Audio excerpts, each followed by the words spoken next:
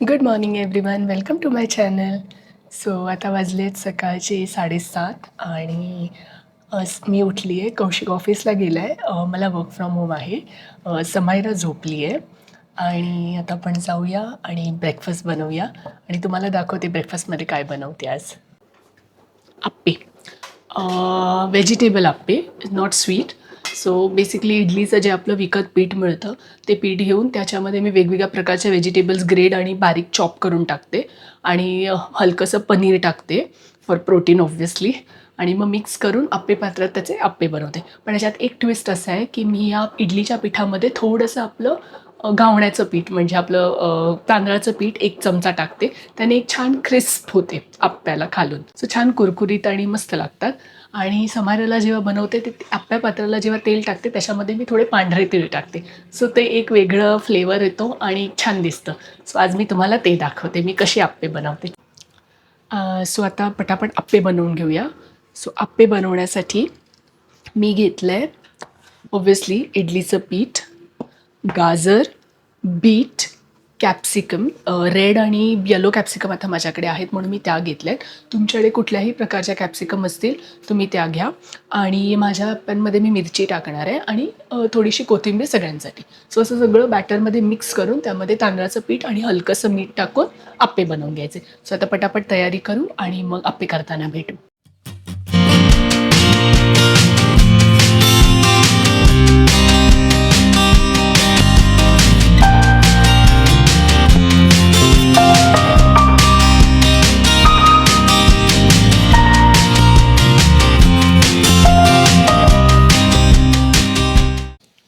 So हा आप्याचं पात्र आता गरम झालं आहे त्यावर मी ऑइल स्प्रे करते. आणि जसं मगाशी सांगितलं हलके तीळ,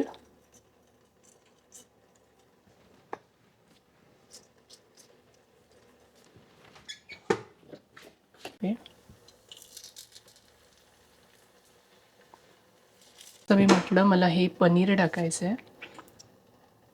सो असं हे पनीर तुम्ही ह्याला फ्लेवर पण देऊ शकता पनीरला, पण ऑलरेडी आप्प्यामध्ये एवढं सगळं टाकतो आपण बॅटरमध्ये. सो मी पनीरमध्ये काही टाकत नाही. तर झाकण ठेवायचं, मीडियम टू लो ह्या फ्लेमवर करू द्यायचं. सो जोपर्यंत आप्पे बनतात मला तुम्ही नक्की कमेंट करून सांगा की तुमच्या घरी आप्पे कुठल्या पद्धतीचे बनतात, काय वेगळी रेसिपी आहे. कारण की मला आठवतं माझी मम्मी सांगते की तिच्या माहेरी तिची आई गोड आप्पे बनवायची. त्यामध्ये खोबरं, गूळ असं असं मिक्स करून ते आप्पे बनवले जायचे. आता आप्पे पॉपअप व्हायला वेळ झाली आहे, म्हणजे थोडे वरतून शिजत आले. हे बघा किती छान पॉपअप झालेत. सुरीने हे टर्न करून घेऊ. आणि तिळाचं महत्त्व तर आपल्या सगळ्यांनाच माहिती आहे.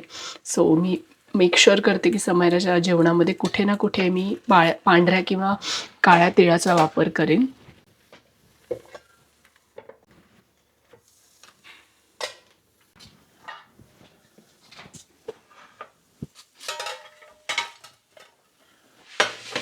सकाळी दिसतोय ब्रेकफास्ट, हे बघा, आणि ही चहा. सो आता आपण हे आप्पे खाऊ.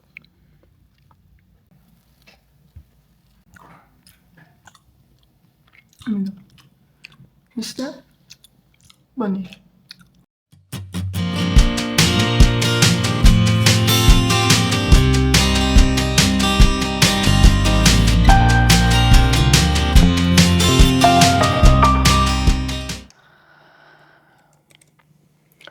ओके, सो चला आता ऑफिसच्या कामातून थोडा ब्रेक घेऊया आणि आपण बनवूया लंच. कारण की आता वाजलेत 12, 1-1:30 वाजेपर्यंत समाराही लंच करेल, मलाही लंच करायचं आहे. सो आपण जाऊया आणि लंच करूया आता.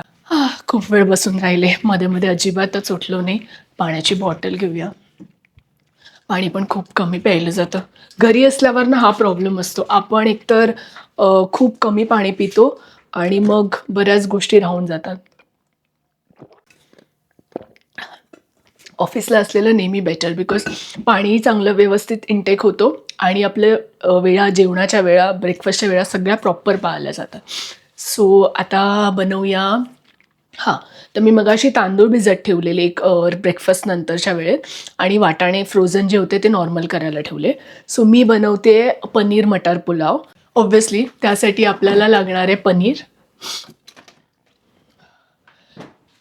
सो आज आधी नव्हतं असं, पण आता जेव्हापासून मी वजन कमी केलं आहे माझं, तर मी मेक शुअर करते की माझ्या एंटायर मीलमध्ये प्रोटीनचा इंटेक्ट असेल.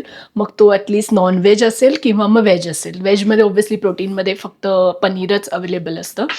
सो त्याच्यामुळे माझ्या प्रत्येक ब्रेकफास्ट आणि लंच आणि डिनरमध्ये तुम्हाला थोडं थोडं प्रोटीन दिसता येईल. आता बाकीचे इन्ग्रेडियंट्स घेऊया. सो मी घेतलेत मटार, paneer, obviously rice, cauliflower, carrot आणि मिरची. That's it. आणि दही, बिकॉज नाहीतर तो खूप ड्राय होतो. सो बेसिकली हा पुलाव कम बिर्याणीचा मिक्सचर आहे. Not exactly biryani, not exactly pulao. So असं करते. सो बघूया कसा होतोय.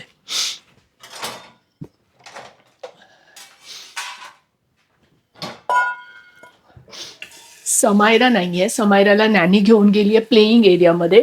सो आमच्या कम्युनिटीमध्ये इंडोर प्लेईंग एरिया आहे जिथे लहान मुलं सगळे खेळतात आणि बरेच टॉईज आहेत, स्लाईड्स आणि वेगवेगळे लहान मुलांचे इक्विपमेंट्स आहेत खेळायचे. सो 8 दिवसातून एकदा नॅनी तिला तिथे घेऊन जाते, जेणेकरून ती थोडी बिझी राहील तिथे. कांदा स्लाईस चिरून घेते. मी मगाशी सांगत होते की माझ्या डाएटमध्ये प्रोटीन असतं आणि सगळं. सो असं आहे की मी जी आता अशी दिसते तशी नव्हते. म्हणजे लग्नापर्यंत समायराच्या आधी मी तशी बारीक होते. पण तुम्हाला माहिती आहे प्रेग्नन्सीमध्ये आपण पुट ऑन करतो. सो तसं मी जवळजवळ 18 किलो वजन पुट ऑन केलं. म्हणजे ड्युरिंग प्रेग्नन्सी तर खूपच वाढलेलं, पण नंतर डिलिव्हरी झाल्यानंतर जे वेट राहतं ते माझं जवळजवळ 16 ते 18 किलो जास्त ओव्हरवेट होतं. मी कधीतरी शेअर करेन माझे जुने फोटो. हवं तर मी इथे लावेन एक जुना फोटो. सो तुम्ही बघू शकता की मी किती ओव्हरवेट होते. आणि 3 वर्ष सेम होतं. समायला 3 वर्षाची होईपर्यंत जास्त काही लक्ष देता आलं नाही स्वतःकडे. सगळे बोलायचे, माझी मम्मी मला बोलायची की जरा वजन कमी कर, जेणेकरून तू ॲक्टिव्ह राहशील, तू हेल्दी राहशील, तुला काही फ्युचरमध्ये त्रास होणार नाही. पण तुम्हाला माहिती आहे बाळामुळे आपल्याला लक्ष देता येत नाही. पण जशी समायला 3 वर्षाची झाली, मी डिसाईड केलं की आपण वेट कमी करायचं. सो त्यासाठी स्टार्ट केलं. काय स्टार्ट केलं, कसं मी वेट लॉस केलं, हे जर तुम्हाला जाणून घ्यायचं असेल तर मला नक्की कमेंट करा. मी माझी पूर्ण वेट लॉस जर्नी तुमच्याबरोबर शेअर करेन. काही फॅन्सी नाही आहे. बघायला गेलं तर म्हणजे मी काही ट्रेनर लावला नाही एक्सरसाइजसाठी, किंवा मी काही वेगळं डाएट फॉलो केलं नाही. सॅलेड अजिबात खाल्ले नाही आहेत. जे आपण घरात खातो, जे मी आत्ताही खाते सेम फॉलो केलं आहे. पोषण कंट्रोल आहे. सो त्याच्यावर मी एक डिटेल व्हिडिओ बनवेन जर तुम्हाला सगळ्यांना हवं असेल मी कशी वेट लॉस जर्नी माझी होती. So back to that. मी 18 किलो ओव्हरवेट होते. So one day I decided आणि this is how I am now. So आता मी 18 किलो लूज केलं आणि सस्टेनेबल लूज आहे. म्हणजे असं नाही तुम्ही म्हणाल 1 महिन्यात कमी केलं वगैरे, नाही. इट टेक्स टाईम, बिकॉज मला फक्त ह्यावर कॉन्सन्ट्रेट नव्हतं करायचं. माझ्यासाठी माझी बेबी पण आहे. सो मला तिलाही वेळ, समायरालाही वेळ द्यायचा होता, घरातलं सगळं करायचं होतं आणि ऑफिस अर्थात. ते सगळं करत करत मी वेट लॉस केले. सो तुम्हाला जर हे ऐकायचं असेल तर मला कमेंट करा. मी पूर्ण एक व्हिडिओ बनवेन ह्यावर, कसं काय फॉलो केलं, कशा प्रकारे वेट लॉस करू शकतो आपण. आणि काही नाही, बस तेवढं शेअर करेन. सो असे मी क्यूब्समध्ये पनीर कट केले. मी हे फ्राय करणार नाही आहे, कारण की फ्राय केले की मग ते चुई होतात पुलाव, म्हणजे जेव्हा आपण कुकरला शिट्टी घेतो तेव्हा. त्यामुळे मी असेच ठेवणार आहे.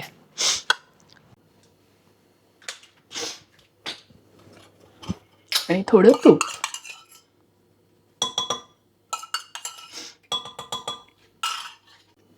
दालचिनी, मसाला वेलची संपली आहे, पण मग मी स्टारफुल लागते. जिरं,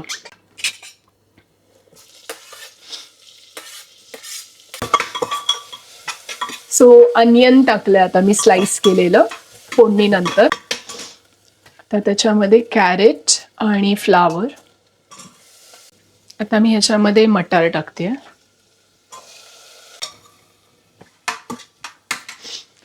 सो आता मी ह्याच्यामध्ये धणा पावडर टाकते 1 मोठा चमचा, जिरा पावडर. माझे हे सगळे मसाले माझ्या मम्मीने बनवलेले आहे घरी. मी विकत मसाले आणत नाही. जेव्हाही आम्ही जातो इंडियाला तेव्हा ती मला भरभरून मसाले पाठवून देते सगळे. लाल तिखटापासून हळद, धणे जिरे पावडर, गोडा मसाला, गरम मसाला सगळं. आणि मी ह्याच्यामध्ये टाकणार आहे बिर्याणी मसाला. हा माझ्याकडे बिर्याणी मसाला आहे, मी काढून ठेवला अर्थात तो खातू. आमच्या गावी कोकणामध्ये मला वाटतं खातूचा ब्रँड खूप फेमस आहे. सो माझी मम्मी तिथून हा मसाला घेऊन येते आणि मग जेव्हाही बिर्याणी किंवा असं काही करायचं असेल मी तो मसाला वापरते.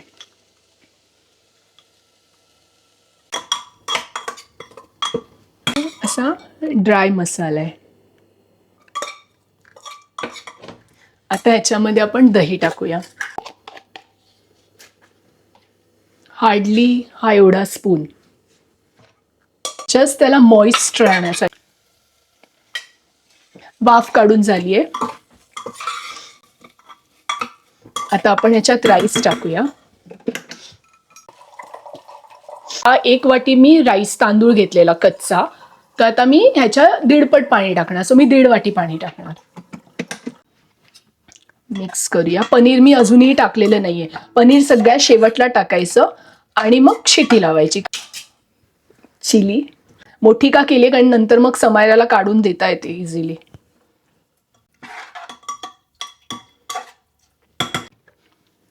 पनीर टाकल्यावर फक्त हलकंसं हलवून घ्या आणि मग थोडं वरतून तूप. सो हा असा काही पुलाव दिसतोय.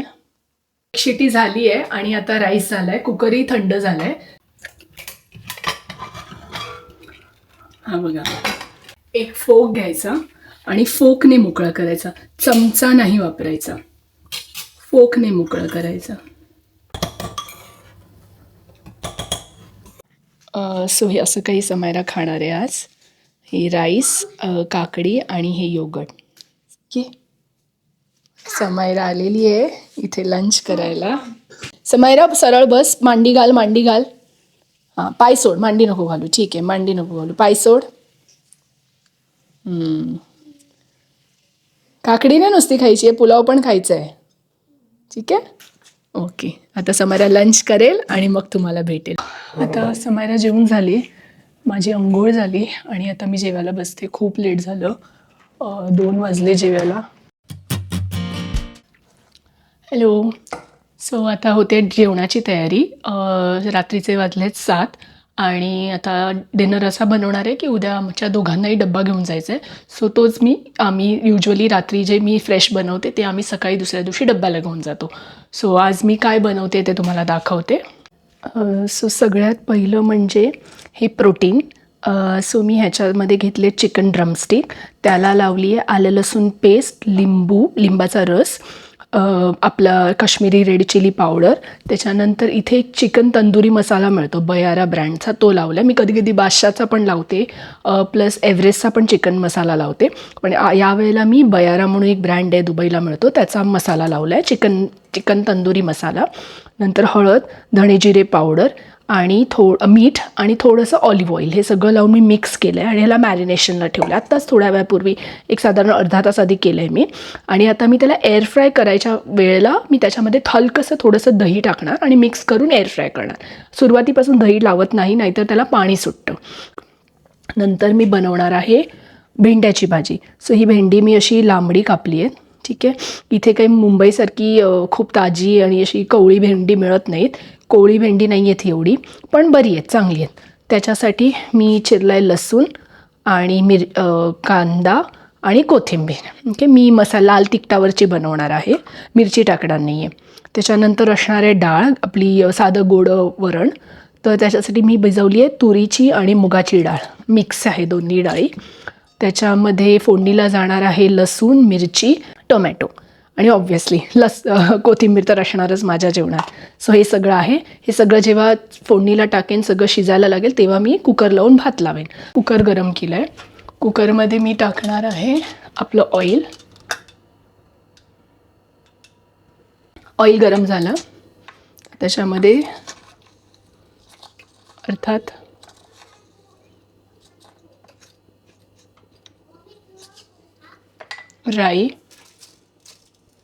राई छान तडतडली की जिरं,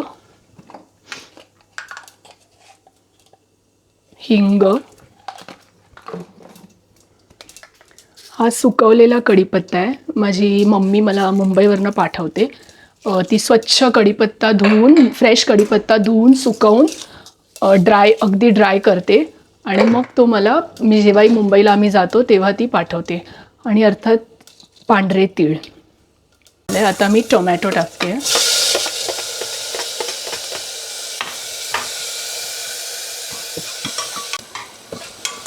सो आता टोमॅटो मऊ झालाय.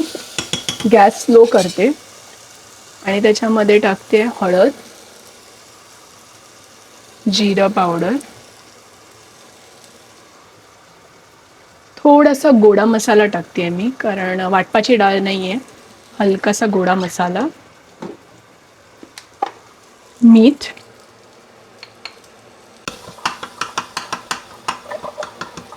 थोडी कोथिंबीर फोडणीला. यामध्ये आपली भिजवलेली डाळ आधी मी छान मसाल्यासोबत ती परतून घेणार आहे. जो आपला फोडणी जी आपली बसली आहे त्याच्याबरोबर ही परतून घेणार आहे. त्याच्यामध्ये पाणी. कौशिकला जास्त पातळ डाळ आवडत नाही. आम्ही थोडीशी घट्ट डाळ करतो, पण मला पातळ आवडते. त्यामुळे मग नाही घट्ट नाही पातळ, मीडियम कन्सिस्टन्सीची डाळ होते आमच्याकडे. आम्ही दोघेही तसे अपोजिट आहोत. वरतून कोथिंबीर टाकू आणि ह्याला दुसऱ्या गॅसवर शिफ्ट करू आणि शिट्ट्या काढायच्या. ती साधारण 4 शिट्ट्या काढेन मी.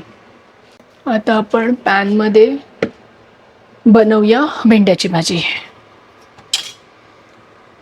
पॅन गरम करायचा आहे, त्यामध्ये तेल, राई, जिरं थोडं जास्त तापले ते मी तांदूळ धुवेपर्यंत, हिंग, सेम फोडणी. आय थिंक आपली महाराष्ट्रीयन डिशेसला सगळ्यांना फोडणी सेमच जाते. आणि खूप सारा लसूण. त्यामध्ये कांदा,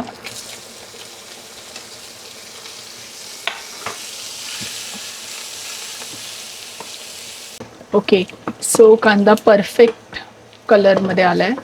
आता ह्यामध्ये आपले मसाले, हळद,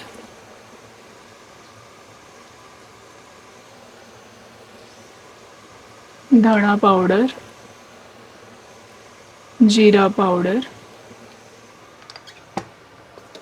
लाल तिखट. मी काश्मीरी मिरची पावडर टाकते, मालवणी टाकत नाही, कारण समायरा खाणार आहे.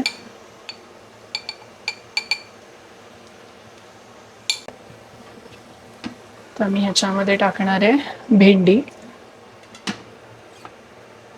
आपल्यामध्ये बऱ्याच लोकांना भेंड्याची भाजी आवडत नाही, कारण की खूप बुळबुळीत होते. पण माझी होत नाही, कारण माझ्या मम्मीची ट्रिक आहे. माझी मम्मी सांगते की भेंड्याच्या भाजीवर कधी झाकण नाही ठेवायचं, ती ओपनमध्येच परतून घ्यायची. शिजायला ठेवली तरी मंद आचेवर ती ओपनच ठेवायची. जेव्हा आपण तिला झाकण ठेवतो तिच्यावर, तेव्हा तिला आतमध्ये पाणी सुटतं आणि त्या पाण्यामुळे तुमची भाजी चिकट होते. त्यामुळे माझी मम्मी नेहमी अशी ओपनमध्येच करते आणि तशीच तिने मला शिकवली. झालं, परतून घेतली पूर्ण भेंडीला. तो मसाला छान कोट झालाय. आता ही अशीच सोडून देणार विदाऊट लीड. हा आहे माझा एअर फ्रायर. फिलिप्सचा एअर फ्रायर आहे. छान मोठा त्याचा बकेट आहे त्याचं. सो मी आता हा ऑन करणार आहे आणि याला प्रीहीट करून देणार आहे. मी प्रीहीटसाठी 200वर एक साधारण 5 मिनटं प्रीहीट करणार आहे. पर्यंत आपलं एअर फ्रायर प्रीहीट होते. आपण चिकनला दही लावून घेऊ. हा छोटा आपला चहाचा चमचा असतो ना, तो जास्त लावायचा. सो हे असं दही ह्यांना लावून घेणार. आणि हो, ड्रमस्टिकला मी असे ना स्लिट करून घेतलेले जेव्हा धुतल्यानंतर मॅरिनेशन करायच्या आधी, म्हणजे तो मसाला छान असा आतपर्यंत मुरतो. ओके, सो आपला प्रीहीट झालेला आहे. ऑइल स्प्रे करून झालं. आता हे ड्रमस्टिक मी ह्याच्यामध्ये ठेवणार आहे.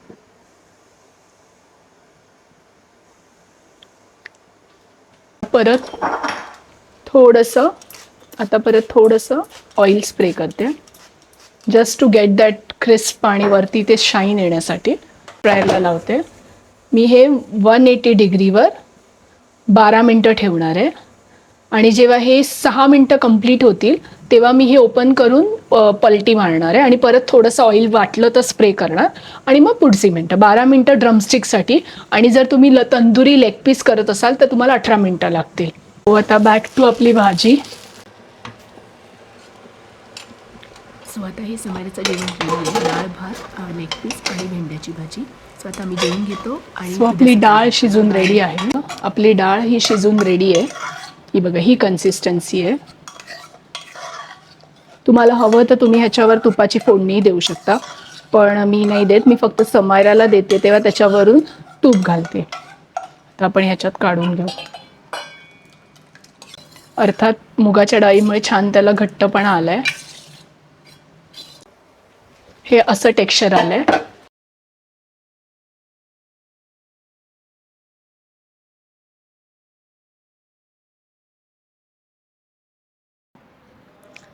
गुड इव्हनिंग सगळ्यांना. आज ऑफिस होतं मला. सकाळी ऑफिसला गेलेलो. आज दिवसभर काम केलं आणि आता संध्याकाळी ऑफिसमधून एक्सपो मेट्रो स्टेशनला ड्रॉप ऑफ होता, तिथे ड्रॉप केलं. मी युजली इथून मेट्रो घेऊन ट्रॅमनेच घरी जाते, पण आज कौशिक येणार आहे पिकअपला. सो मी थांबली आहे, त्याची वाट बघते.